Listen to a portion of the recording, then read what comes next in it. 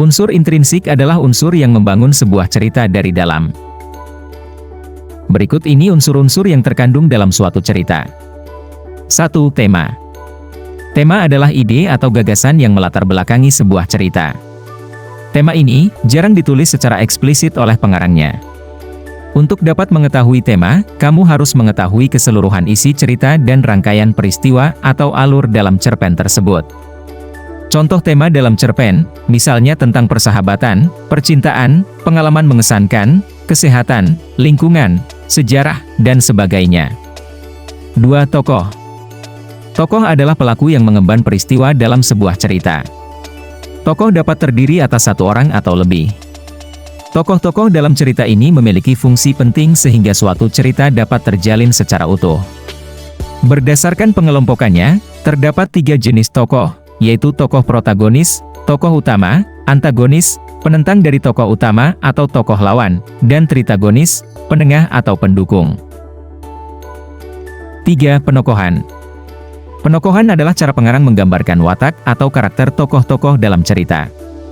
Ada 2 cara penggambaran penokohan, yaitu teknik analitik yang disampaikan langsung oleh pengarang dan teknik dramatik yang dikemukakan secara tidak langsung. 4. Alur. Alur atau plot merupakan urutan kejadian atau peristiwa yang membentuk sebuah cerita. Secara umum jalan cerita terbagi ke dalam 3 jenis, yakni alur maju, alur mundur, dan alur campuran. A. Alur maju. Alur yang susunannya runut mulai dari pengenalan, peristiwa, konflik, hingga penyelesaian. B. Alur mundur. Alur yang mulai dari peristiwa terakhir. Alur mundur biasanya digunakan untuk menceritakan kilas balik peristiwa masa lalu. C. Alur campuran. Alur gabungan dari alur maju dan alur mundur. Cerita biasanya disampaikan secara berurutan sekaligus menyisipkan cerita di masa lalu dan masa sekarang. 5. Latar. Latar atau setting meliputi waktu, ruang, tempat, dan suasana dalam cerita. Latar berfungsi untuk memperkuat situasi terhadap jalannya sebuah cerita. Latar terbagi ke dalam 3 unsur pokok, yaitu latar tempat, latar waktu, dan latar sosial. A. Latar tempat. Berupa tempat atau lokasi tertentu, seperti sekolah, desa, rumah, sungai, hutan, gedung bertingkat, dan sebagainya. B. Latar waktu. Berupa waktu terjadinya peristiwa, misalnya jam, hari, musim, tahun, dan sebagainya. C. Latar sosial. Berhubungan dengan perilaku sosial masyarakat, misalnya, tradisi, kebiasaan, adat istiadat, keyakinan, kepercayaan, status dan strata sosial, dan sebagainya. 6. Amanat. Amanat merupakan pesan yang disampaikan oleh pengarang. Biasanya amanat mengandung nasihat atau pesan moral yang bertujuan untuk direnungkan kembali oleh pembaca. Amanat ini tidak disampaikan secara langsung, melainkan tersirat dalam isi cerita. 7. Sudut pandang. Sudut pandang adalah cara seorang penulis menyajikan cerita dari perspektif tertentu. Ada beberapa jenis sudut pandang utama. A. Orang pertama. Penulis menceritakan kisah dari sudut pandang, aku, atau saya, seolah-olah kita adalah tokoh dalam cerita itu sendiri. B. Orang ketiga. Penulis menceritakan kisah dari sudut pandang orang lain, menggunakan kata ganti seperti dia, mereka. Untuk menambah wawasanmu, mari kita simak video yang berkaitan dengan unsur intrinsik cerita berikut ini. Suatu hari, ada seekor kancil yang kelaparan. Dia ingin melahap ketimun kesukaannya. Tapi ketimunnya ada di seberang sungai. Kancil berpikir dan menemukan ide yang bagus. Si kancil berteriak, "Buaya! Buaya! Ayo keluar!" Para buaya terganggu oleh si kancil. "Kalian mau daging segar?" tanya si kancil.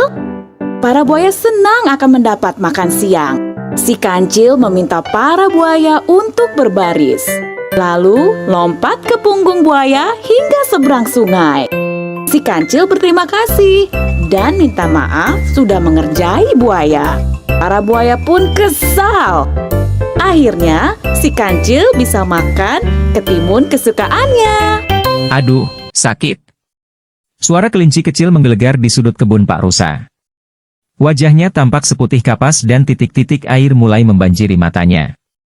Ia terduduk di tanah sambil memegangi kakinya. Burung pipit yang sedang bertengger di dahan pohon dekat kebun itu, segera terbang menghampirinya. Ada apa kelinci kecil? Kakiku terantuk batu lalu aku jatuh, jawab kelinci kecil sambil meringis.